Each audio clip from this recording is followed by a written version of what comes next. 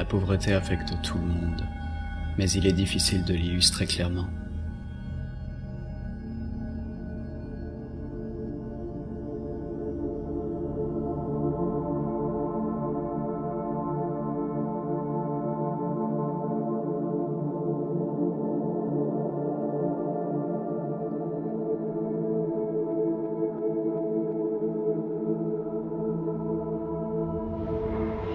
Souvent, elle prend forme sous les traits d'un lieu, un camp, un quartier, une ville entière.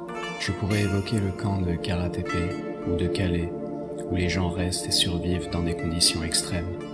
Je pourrais parler des rues de Paris ou de Vintimille, où les personnes s'entassent sous des couvertures comme seuls abris.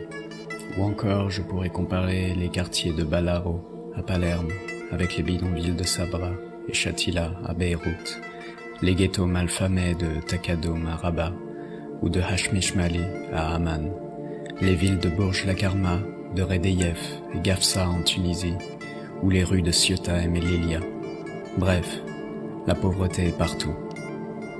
Elle, contrairement aux États et gouvernements, n'a pas de frontières, et elle s'immisce dans tous les recoins du monde. Elle détruit de l'intérieur et ravage des pans entiers de la vie. Pas d'argent, pas d'eau, pas de nourriture, de toit ou d'hygiène de vie. Les conditions qui l'installent sont diverses. Bien sûr, être réfugié ou apatride n'arrange rien, comme la majorité du temps, les lois internationales vous privent de vos droits les plus élémentaires. Au Moyen-Orient, c'est cette pauvreté qu'on rencontre le plus majoritairement. Entre Turquie, Jordanie ou Liban, des millions de personnes déplacées survivent de cette façon. Ces réfugiés connaissent une vie faite de rien, si ce n'est de privation et d'adversité. Cette misère est simple à comprendre, et, même si extrêmement dure à combattre, les choix que nous devons faire face à elle sont simples. C'est entre la vie ou la mort. Facile. Parce qu'au début de la révolution, il y avait déjà un peu d'espoir. Mais maintenant, les gens sont de plus en plus désespérés. Maintenant, quand tu veux sensibiliser ou bien motiver les gens, tu trouves un refus, tu trouves un petit... les gens s'en foutent. Sont désespérés. Surtout les jeunes, les moins de 25 ans, les moins de 30 ans, leur rêve c'est de quitter les bleds, c'est de quitter les pays, voilà. Mais il y a d'autres endroits où les frontières sont floues et où la pauvreté est tellement ambiante qu'il devient presque impossible de savoir quoi faire. En Tunisie, rien normalement ne laisse à prévoir un tel chaos et un tel désespoir. Le pays est l'un des rares à avoir mené sa révolution jusqu'au bout. Les choses devraient aller mieux. Mais c'est l'inverse qui malheureusement se passe. Et, dans la région de Gafsa, près du Sahara, le spectacle est désolant.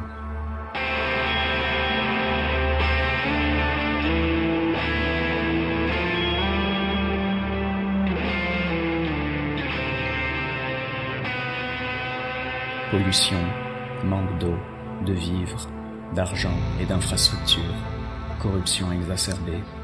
Cette partie du pays vit dans la dépression et le désespoir. Le taux de chômage, surtout à Gafsa, la région aussi, c'est le plus élevé. C'est le taux le plus élevé en Tunisie. Donc surtout dans l'État, surtout les jeunes diplômés.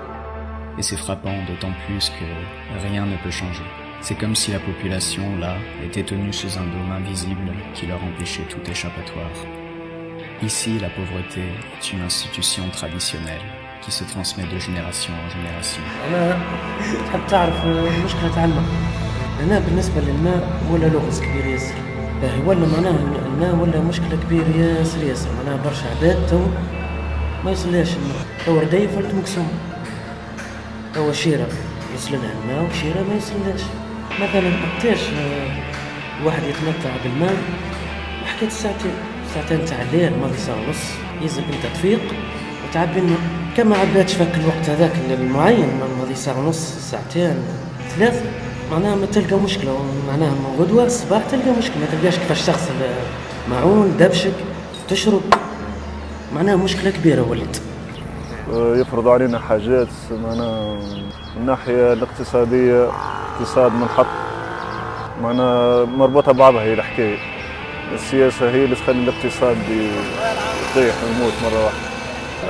أنا متخرج الحياة هون بصراحة ما في حياة يعني، والحمد لله قبل كل شيء، أما ما في حياة برشا حاجات تخليني نقول هيك.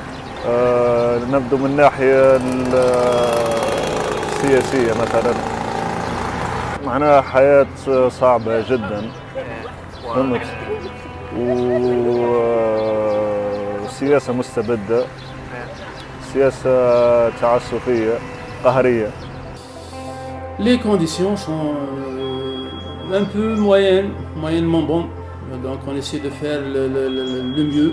Les manques sont au niveau de l'infrastructure de l'école, les classes, les salles, les moyens et le matériel. Donc c'est comme ça, dans notre zone, dans une zone urbaine comme la nôtre. Et que sont les révolutions du printemps arabe, sinon une révolution face à trop de misère? Tunisie, Égypte, Libye, Yémen, Syrie. Les gens en avaient assez de se voir privés de tout, tandis que d'autres se prélassaient dans la richesse. Les révolutions ont eu des résultats différents, mais le cœur du problème, je pense, reste le même: échapper à la misère. C'est celle-ci qui devrait être combattue, plutôt que de chercher à créer des murs pour se cacher derrière.